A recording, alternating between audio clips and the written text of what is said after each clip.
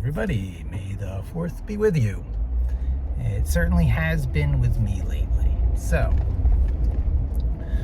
back when I was a young man, my great 28s and all that, I got at one with my tools and my technology. It was just a wonderful situation. Every once in a while, you're firing on all cylinders. There's compounding returns happening from, each thing you do builds on an already snowballing, accelerating effect that comes with, expertise, mastery, the whole muscle memory thing. And the reset button was pressed on me big time on several fronts. The editor I used became, out of style. It wasn't one for the long term. I happened to have been on Edit Plus, but in that era, it could have just as easily been Notepad++. Certainly the IDEs were not big on the scene yet, or if they were just very much geared towards like the .NET framework, which was just awful for me at the time. I was an active server page person, which was one of the other technologies that got deprecated, whatever. Microsoft stopped supporting it. So all this zone flow stuff, the reset button is hit. And you lose the fourth, you lose the force, all that, almost force of nature feeling, because, it's like power is crackling from your fingertips. You're so effective at what you're doing. And then, poof, it's gone. The reset button is pressed. And somewhere along the line, I decided, planned obsolescence, I would no longer be subject to it. That no matter what happened in the industry, there would be portions of my knowledge and know-how and expertise that just can't be taken away from me. At least portions. Technology advances, things change. These days with AI, how much has changed. But it happens that these decisions I made when I was in my early 40s, I'm in my early 50s now, were the spot-on right decisions. And when AI, comes onto the scene, and then Copilot, the autocomplete on steroids, the smart autocomplete, comes to the text editors and the IDEs, I happen to be on one of them that is immediately supported. Well, not really. I was on Vim, and I had to switch to NeoVim in order to get the Copilot feature, and it was a pretty easy transition, and all my muscle memory applied. And some might say, oh yeah, well, VS Code, it's got the Vim bindings in it. It's just not the same thing. I have now attempted to switch to VS Code, or at least take it up as a, an everyday alternative, way of doing things, several times. And it's still in my start menu and all that. I've even tried the completely native Linux version to see if I could get the love into it. There's VS Codium, which is the completely free and open source version. It takes out some of the custom codecs or whatnot that are built into VS Code proper from Microsoft. So VS Codium is to VS Code what Chromium is to Chrome. So I've tried that, and I've tried it with and without the Vim bindings, and nothing I do sticks. I won't keep working in VS Code. I won't get over that hump to acquire that muscle memory, either through a sort of resistance to it or an inability. I haven't quite pinpointed, and I'll give it some more attempts in the future. But what does work for me is the default behavior of VI and Vim. I don't use plugins, for example. It's not even a plugin. I started with a plugin framework to get Copilot working, And it turns out in one of its install procedures, you don't even need a plugin manager. It just installs, it works. So I'm going to be taking out the plugin manager I added to NeoVim.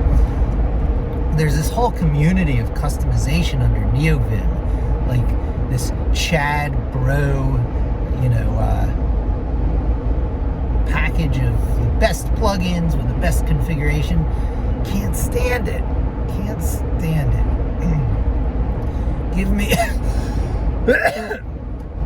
Give me my old .vimrc, maybe 50 or 100 lines, I don't know, something like that. And it customizes Vim or NeoVim as much as I need it to. It has my macros. I'm not adverse to using macros. I love my macros. And, not much else. A few keyboard shortcuts to trigger off my static site generator preprocessor. I use Jekyll, which is built into GitHub. I could just as well be using Hide, but Hide is a great example where you don't lean into the strengths of a tool and it goes away on you. So like Hide is like unsupported now, and that would have been a mistake if I took it up. So the latest thing there is Hugo, another static site generator that competes with Jekyll. And it's very tempting to me because it's native Python, but again, I won't take it up because, leaning into the strengths of using GitHub, as much as I badmouth Microsoft here and there, they do a ton of really good stuff. And the improvements that have happened to the GitHub site since they bought it for a paltry $7.5 billion a few years ago have been really nice. I enjoy them. And the ability to publish websites through the Jekyll static site generator built on Ruby system is a great example of where, I'm not a big fan of Ruby. I don't like JavaScript. I don't like Ruby. And I've tried both. I've made sincere efforts on both to make them my primary everyday go-to tool because, at various times they've looked like they should be them. It turned out to be Python I use now for that. So, my purity, pristine, perfection-seeking, self has to be subdued. Jekyll is not only built into GitHub, but it's made by one of GitHub's co-founders, and it's highly supported. And even though you can configure it for Hugo, why bother? Just use the defaults. Lean into the defaults. Lean into the strengths of the tools. So I'm tremendously enjoying the flexibility there. With my publishing system being based on Jekyll-like files. Jekyll uses text files with Markdown as the body and with YAML as this front matter for structured data stuff that you might need to do. But then you end up with files all over the place, thousands of files. So to solve that, I just throw it all in one file. It's like a journal. It's one long blog with the YAML headers spaced out atop each post, atop each entry in the journal.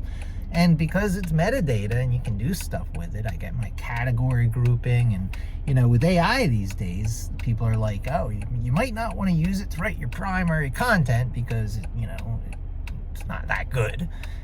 But you can use it for your titles and your metas because, who wants to write thousands of meta descriptions? So I did that. I've got OpenAI. I did a backfill. I had it write all my titles, all my... No, I wrote my titles. My titles become my URL, my slug, all these different things. I had it write an alternative headline to the title. I had it write a meta description, and I had it extract the keywords. And then I used, my own techniques to turn those extracted keywords into groups. And that's where I'm at right now. And I get faced with these different challenges, like to contribute to the blog where I work. Even though I have this preferred system of working, they have a criteria. So in order to put my already done work to use, I did light touches, and they turned out being light touches, taking much less time. And this is what motivated me to start out the video today with May the 4th be with you. The 4th certainly is with me because I've got that almost crackling power from my fingertips type feeling again from my younger days. I'm 28 all over again. If only I had this power when the long tail strategy of publishing was still working in Google back when I created HitTail in 2006. I had other slice and dice systems, because that's what this is. One file, it gets sliced and diced into smaller files. The ways it gets linked together are all very search friendly, with previous next arrow keys, with the title tags and the arrow anchor text. And it's wonderful. If we were in the long tail days, it'd be great. But that's not what I'm in it for. I'm in it for the extreme control of manipulating text into websites, stylizing it, breaking it up into different pieces, grouping it into different groups, being able to do AI tricks to add things beyond titles and metas, maybe category descriptions, I'm not sure. But I've experimented with having AI giving me a piece of advice for each thing I published. I experimented with it asking me a question, a follow-up question to each thing I published. I haven't been really happy with the results yet, but I'm still tweaking and trying. There's some releasing pent-up potential here. Maybe I'll have Midjourney or one of these image things. Maybe I'll have OpenAI design an image prompt for each page and have one of the generative image services create the image, and then suddenly these 500 posts I have in my blog have appropriate images going with them. So there's all kinds of stuff like that, and I'm not exactly sure my next step, but I know that next steps are many times easier, many orders of magnitude times easier than they used to be. So thanks for joining me. Hope to see you again soon. Don't forget to subscribe.